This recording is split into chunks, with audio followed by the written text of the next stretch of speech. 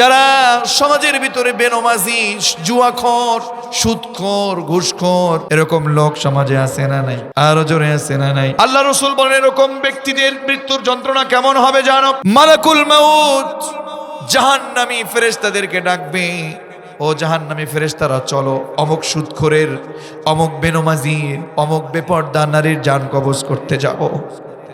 একটু খেয়াল করেন, আরে আপনার জান কবজ করতে যদি জাহান্নাম থেকে লোক আসে, জাহান্নাম থেকে ফেরেশতা আসে, আপনি কি করবেন? ফেরেশতাদেরকে ডাকবেন, ও ফেরেশতারা চলো। ফেরেশতাদেরকে বলবেন এক কাজ করো তোমরা জাহান্নাম থেকে দুর্গন্ধযুক্ত একটা কাফনের কাপড় নিয়ে রেডি হও। ফেরেশতা মালাকুল মাউত তাদেরকে নিয়ে যখন একেবারে সেই অপরাধী ব্যক্তির সামনে আসবে, অপরাধীদের সামনে এসে মাথার পাশে এসে বসবে, মাথার পাশে এসে বসি ডাকা শুরু করে দিবে, আইয়াতুহান নাফসুল খাবিথা, ইয়া আইয়াতুহান নাফসুল খাবিথা, হে অপবিত্র আত্মা, সুদ খেয়েছিলা তুমি, ঘুষ খেয়েছিলা তুমি, নামাজি ছিলা না বেনামাজি ছিলা, মিথ্যা নেতার পিছনে ঘুরেছো, বেপরদায় চলেছো, বেহায়াপনা করেছো, মানুষকে তুমি জলমের মতো জুলুম করেছো, কোরআনের কর্মীদের উপর জুলুম করেছো, কোরআনের কর্মীদেরকে শেষ করে দিয়েছো, ফাঁসির কাস্টে ঝুলিয়েছো, হাজার হাজার আলেমদেরকে জেলখানায় ভরেছো।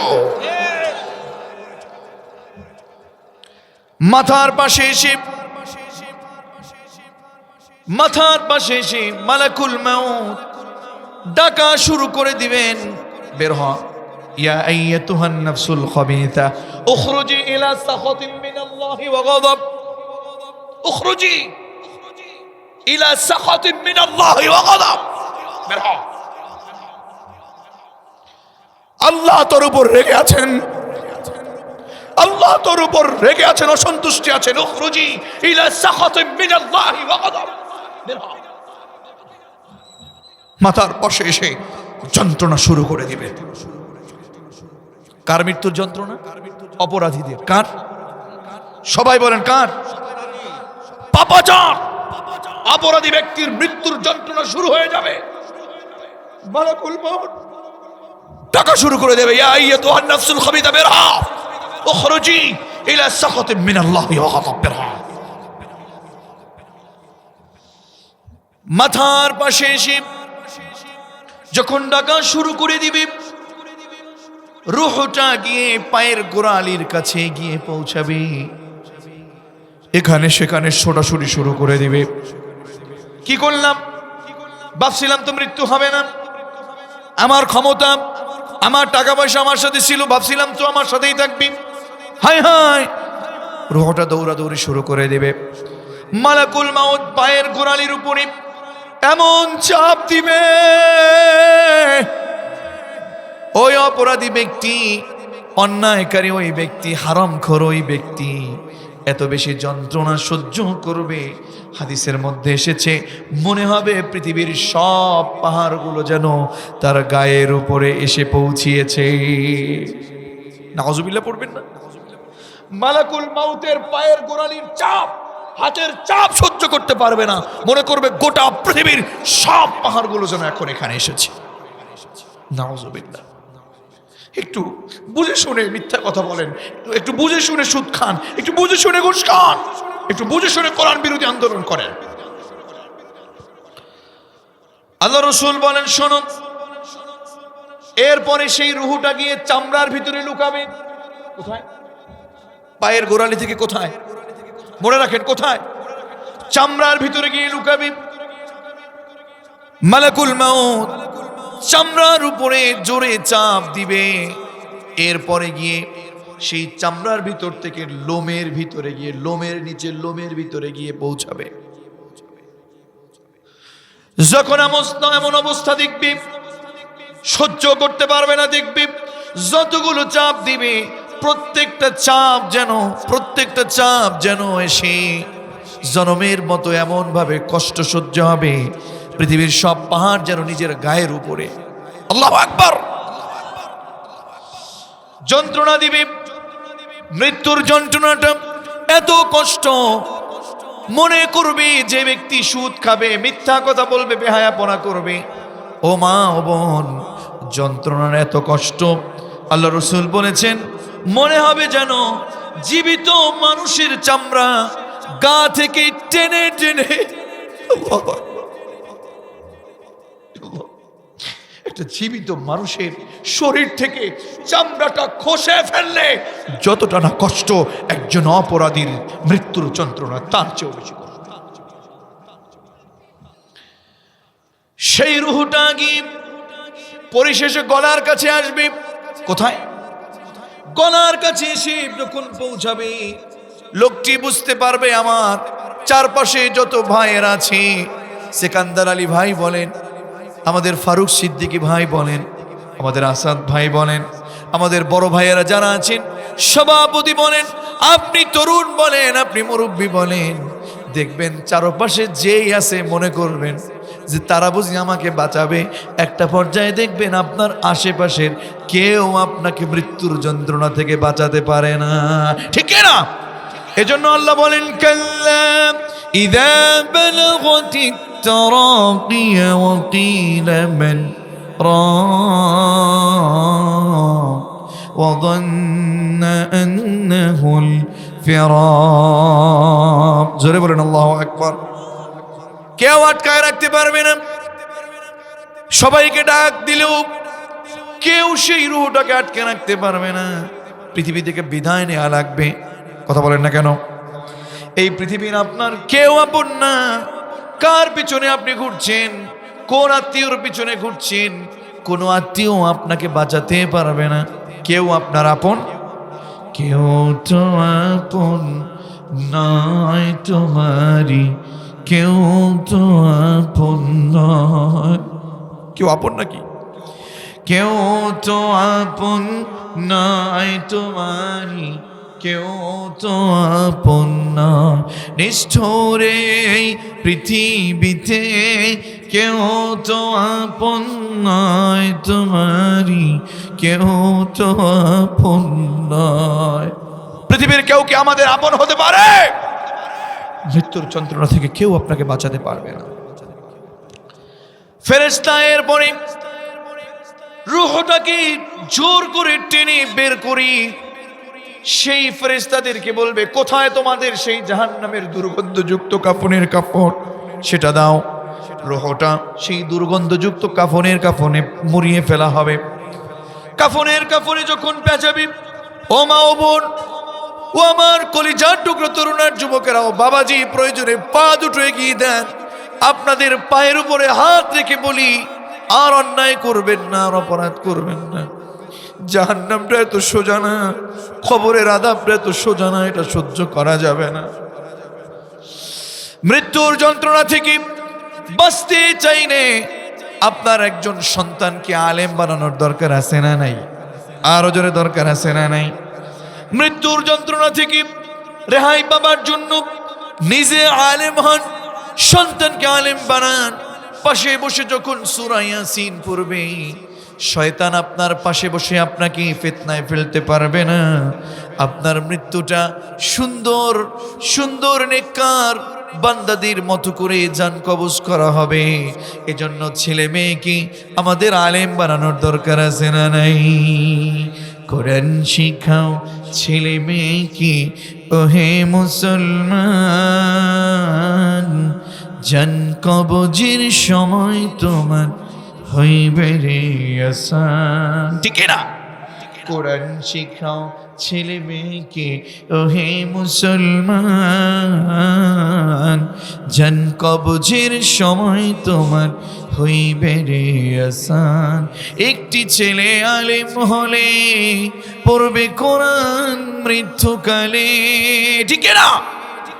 একটি ছেলে আলেম হলে পড়বে কোরআন মৃত্যুকালে। পড়লে ভেগেই যাবে মরদুদ শয়তান, পড়লে ভেগেই যাবে মরদুদ শয়তান, থাকবে রে ঈমান। কোরআন শিখাও ছেলে মেয়েকে, ওহে মুসলমান, জান কবজের সময় তোমার হইবে রে আসান, ঠিক না? এজন্য সন্তানদেরকে আলেম বানানোর দরকার আছে না নাই? মা বোনদেরকে বলবো, ও মা ও বোন, সন্তান হয়েছে, আলেম বানানোর দরকার আছে না নাই? আল্লাহ রাব্বুল আলামিন বললেন কেউ তাকে বাঁচাতে পারবে না মৃত্যুর যন্ত্রণার সময়। মালাকুল মাউত জানটাকে বের করে দুর্গন্ধযুক্ত সেই কাফনে ভরে প্রথম আসমানে রওনা দিবেন ফেরেশতাদেরকে নিয়ে। প্রথম আসমানে যখন চলে যাবেন, প্রথম আসমানে কড়া নাড়া শুরু হবে। সেই প্রথম আসমানের দারোগারা প্রথম আসমানের দরজা যখন খুলবে, দুর্গন্ধে শোকন বলে দূর করবে। দেখবে কার তোমরা রূহ এনেছো? বলবে আমরা তো অমুক ব্যক্তি, অমুক আব্দুল করিম সুদ খেত, তার জানটাকে কবজ করে নিয়ে এসেছি। ঘুষ খেত, বেপরদায় ছিল, গান বাজনা শুনতো, আছে না নাই? স্টার জলসা জি বাংলা জি প্লাস দেখতো, কোরআন বিরোধী আন্দোলন করত, মুখে দাড়ি ছিল না, মিথ্যা কথা বলতো, গীবত করত, চুরি করত, মাদকের ব্যবসা করত, মানুষকে ঠকাতো। অমুকের জান কবজ করে এনেছি। ফেরেশতারা ডেকে বলবে না না, এর জান, এর রূহ উপরে নেওয়া যাবে না। প্রথম আসমানের ফেরেশতারা তাদেরকে কোনোভাবে সুযোগ দিবে না। মালাকুল মাউতের সাথে ফেরেশতারা রাগ করে জমিনের ৭০,০০০ গজ নিচে মালিকের ৭০, এই জমিনের ৭০,০০০ গজ নিচে এমন জোরে ধাক্কা দিবে, ওই সেই অপরাধী, সুদখোর, ঘুষখোর, মিথ্যাবাদীর রূহটাকে সিজ্জিনে গিয়ে একেবারে পতিত হয়ে যাবে। সিজ্জিন নামক জায়গায় যখন রূহটা চলে যাবে, কবরের আযাব শুরু হয়ে যাবে। কবরের আযাব সহ্য করা যাবে না, কবরের আযাব কেউ সহ্য করবে না, সহ্য করতে পারবে না। কবর যখন এমন জোরে চাপ দেবে, এক পাঁজরের হাড় অপর পাঁজরে গিয়ে মিলবে। আমার বুঝে আসে না কি করে বেপরদায় থাকেন, কি করে বেনামাজি থাকো যুবক, কি করে মিথ্যা কথা বলো, কি করে মিথ্যা নেতার পিছনে ঘোরো, আমার বুঝে আসে না। বলেন আজকে থেকে আমাদের ভালো হয়ে যাবার দরকার আছে না নাই? কবরের আযাব কি সহ্য করা যাবে? কবরের আযাব কি সহ্য করা যাবে? কবরের আযাব যে এত কঠিন, সইতে আমি পারিব না। পারা যাবে নাকি? মৃত্যুর যন্ত্রণা কত কঠিন, সইতে আমি পারিব না। ও গো দয়াময়, ও রহিম, ও গো দয়াময়, পড়েন, ও গো দয়াময়, ও রহিম, চাই যে তোমার শুধু করুণা। কবরের আযাব যে এত কঠিন, সইতে আমি পারিব না। আল্লাহ আমাদের সকলকে কবর আযাব থেকে মুক্তি দান করেন, পড়েন আমিন। মৃত্যুর যন্ত্রণা কয় ধরনের? আরো জোরে, কয় ধরনের? এক হলো অপরাধীদের মৃত্যুর যন্ত্রণা সহ্য করা যাবে নাকি। ২ নম্বর নেককার বান্দাদের মৃত্যুর যন্ত্রণা। নেককার বান্দাদের রূহ কবজ করবার জন্য মালাকুল মাউত জান্নাতের ফেরেশতাদেরকে ডাকবে, একদল ফেরেশতাকে নিয়ে আসবে। ফেরেশতারা কেমন যেন প্রতিযোগিতা শুরু করে দিবে, আমরা যাব, আমরা যাব। আচ্ছা বলেন, এই যে বক্তা আসছি, আরেকজন আসছে, অতিথি আসে, একটু কেমন যেন আনন্দের জন্য কিংবা কিছু উপহার পাবার জন্য বলে না, আমরা যাব, আমরা যাব, আমি যাব, আমি যাব, এরকম প্রতিযোগিতা করে না? আহা, এরকম জান কবজ হোক, এটা আমরা চাই কি চাই না? মালাকুল মাউত জান্নাতের ফেরেশতাদেরকে নিয়ে রওনা হবে। মিশক আম্বারের গ্রান দিয়ে এক টুকরা কাফনের কাপড় নিয়ে আসবে, এসে ওই ব্যক্তির মাথার পাশে এসে বসবে, এসে আল্লাহ রাব্বুল আলামিনের পক্ষ থেকে সালাম জানাবে। আল্লাহ রাব্বুল আলামিনের পক্ষ থেকে সালাম জানাবে আর ডেকে ডেকে বলবে, ইয়া আইয়ুহান নাফসুত তাইয়্যিবা, ইয়া আইয়ুহান নাফসুত তাইয়্যিবা, উখরুজি উখরুজি ইলা মাগফিরাতিন মিনাল্লাহি ওয়া রিদওয়ান। সুবহানাল্লাহ বলবেন না? মালাকুল মাউত ঠিক ডাকবে আর বলবে, বের হও, তোমার উপর আল্লাহ সন্তুষ্ট আছে, আল্লাহ তোমাকে ক্ষমা করে দিবে, তুমি তো ভালো কাজ করেছো, তুমি পর্দায় ছিলে, তুমি মিথ্যা কথা বলনি, তুমি নামাজ পড়েছো, কোরআন বিজয়ের আন্দোলন করেছো, তুমি সত্য কথা বলেছো, তুমি তাফসির মাহফিলের পক্ষে ছিলে, তুমি আসাদের সাথে ছিলে, তুমি ফারুক সিদ্দিকের সাথে ছিলে, তাফসির মাহফিলে ছিলে। চলো না, তাড়াতাড়ি আসো, আল্লাহ তোমার উপর খুশি আছে। সুবহানাল্লাহ পড়বেন না? আমার বন্ধুগণ, এজন্য আমরা বলবো, আমার যে সকল মা বোনেরা কোরআন অনুযায়ী চলবে, পর্দার পথে চলবে, গীবত করবে না, অসত্য পথে চলবে না, আমার সেই মা বোনদেরকে আল্লাহ রাব্বুল আলামিন নেককার বান্দীদের ভিতরে কবুল করে নেবেন। পড়েন আল্লাহু আকবার। মালাকুল মাউত এসে যখন শুরু করে দিবেন জান কবজ, আল্লাহ রাসূল বলেছেন সেই নেককার বান্দাদের মৃত্যুর অবস্থা কেমন হবে জানো? জান্নাতের দৃশ্য তার সামনে ফুটিয়ে তোলা হবে। আল্লাহু আকবার। জান্নাতের দৃশ্য দেখতে দেখতে দুধের শিশু যেমন করে দুগ্ধ পান করতে করতে মায়ের কোলে ঘুমিয়ে পড়ে, একজন নামাজি ব্যক্তি আল্লাহ তার উপর খুশি হয়ে যাবার কারণে ওই মৃত্যু অমন অবস্থায় তার হয়ে যাবে যেমন শিশু তার মায়ের কোলে দুধ খেতে খেতে ঘুমিয়ে যায়। আল্লাহু আকবার। এরপরে শহীদদের মৃত্যুর যন্ত্রণা কয় ধরনের? আরো জনে কয় ধরনের? শহীদদের মৃত্যুর যন্ত্রণা কম নাকি বেশি? আপনার কাছে মনে হয় লোকটা মরে গেল, লোকটা কেমন যেন গুলি খাচ্ছে, লোকটাকে ইসলামের জন্য কতল করছে, কোরআনের পক্ষে ছিল তাই লোকটাকে ফাঁসি দিচ্ছে। বলেন, লোকটা যখন শহীদ হয় তার ভিতরে কোনো কষ্ট আছে নাকি? কারণ তিনি জানেন যে আমার উপর খুশি আছেন একজন, তিনি কে? আরো জোরে, তিনি কে? এজন্য আল্লাহ রাসূল বলেছেন একজন শহীদের মৃত্যুর যন্ত্রণা কেমন যেন হাতের মধ্যে চিমটি কাটলে যতটা না কষ্ট তার চেয়েও কম ব্যথা তুমি দেখছো গুলি খাচ্ছে, তুমি দেখছো ফাঁসির কাস্টে ঝুলছে, বরং একটা মৃত্যুর যন্ত্রণা এত সহজ শহীদদের জন্য, হাতের মধ্যে চিমটি কাটলে যতটা না যন্ত্রণা তার চেয়েও কম যন্ত্রণা দিয়ে পৃথিবী থেকে তাকে আল্লাহ বিদায় দিবে। আল্লাহু আকবার। এজন্য হযরত ওমর বেশি বেশি এই দোয়া করতেন, আল্লাহুম্মা রযুকনি শাহাদাতান ফি সাবিলিক ওয়াজআল মাউতি ফি বালাদি রাসূলিক। বলেন, এজন্য আমাদের সকলকে নেককার বান্দা এবং শহীদদের কাতারে আমাদের যাবার দরকার আছে না নাই? এজন্য আল্লাহ তাআলা বলেন, কুল ইন্নাল মাউতাল্লাযী তাফিররুনা মিনহু ফাইন্নাহু মুলাকীকুম। রাসূল, আপনি বলে দেন যে সকল মানুষেরা মৃত্যু থেকে পলায়ন করতে চায়, মনে করেছে দুনিয়াটা সব ওদের, বেপরদায় চলে, বেহায়াপনা করে, গান বাজনা শোনে। আরে ও মা বোন, আমি আপনাদেরকে বলছি পৃথিবী থেকে তো জান্নাতটা আপনাদের জন্য একেবারে সহজ ছিল। কেন আপনি অন্যায় পথে চলছেন? কেন আপনি অপরাধের পথে চলছেন? কেন আপনি অর্ধনগ্ন হয়ে চুলগুলো ছেড়ে রাস্তায় বেরোচ্ছেন? আমাদের মা বোনেরা এরকম আছে না নাই? আরো জোরে বলেন, আছে না নাই?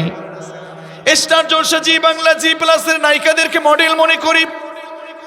মা বোনদের জন্য একটা মেসেজ, আল্লাহ রাসূল বলেছেন মা বোনদের জন্য মডেল হচ্ছে 6 জন নারী। কয়জন নারী? আরো জোরে। নাম্বার 1, মহিলাদের জন্য মডেল হচ্ছে হযরতে হাজেরা আলাইহিস সালাম। আল্লাহ রাসূল বলেছেন হাজেরার জীবনে যদি কোনো ব্যক্তি পড়ে, দেখবেন হযরতে হাজেরার থেকে আল্লাহর উপর কি করে তাওয়াক্কুল করে থাকা যায় সেমনটা শেখা যাবে, ঠিক না? নাম্বার 2 হলো নারীদের জন্য মডেল স্টার জলসার নায়িকা নাম, মা বোনদের জন্য মডেল হচ্ছে হযরতে আসিয়া আলাইহিস সালাম। তার জীবনে যদি কোনো নারী পড়ে, দেখবেন ওই নারী কি করে ইমানের উপরে অটল থাকা যায়, ইমানের জন্য কি করে অটল থাকা যায় সেটা শিখবে। আল্লাহু আকবার। 3 নাম্বার হলো মা বোনদের জন্য মডেল হচ্ছে হযরতে মারিয়াম আলাইহিস সালাম। সুবহানাল্লাহ পড়বেন না? আল্লাহ রাসূল বলেন 4 নাম্বার মা বোনদের জন্য মডেল হচ্ছে আমার বিবি হযরতে খাদিজা রাদিয়াল্লাহু তাআলা আনহা। সুবহানাল্লাহ। কোন মা বোন যদি হযরত খাদিজার জীবনী পড়ে শিক্ষা নেয়, উনি শিখবেন স্বামীকে কি করে ভক্তি করে। আর আমাদের দেশের মা বোনেরা অন্য কিছু দেখে স্বামীর উপর ভক্তি না করে জনমের মতো স্বামীর বিরোধিতা করে, স্বামীকে অসন্তুষ্টি রাখে, আছে না নাই? মা বোনদের জন্য বলছি, মা বোন, আপনার উপরে যদি স্বামী অসন্তুষ্টি থাকে, আপনার তাহাজ্জুদ, আপনার নামাজ আল্লাহর দরবারে কবুল হবে।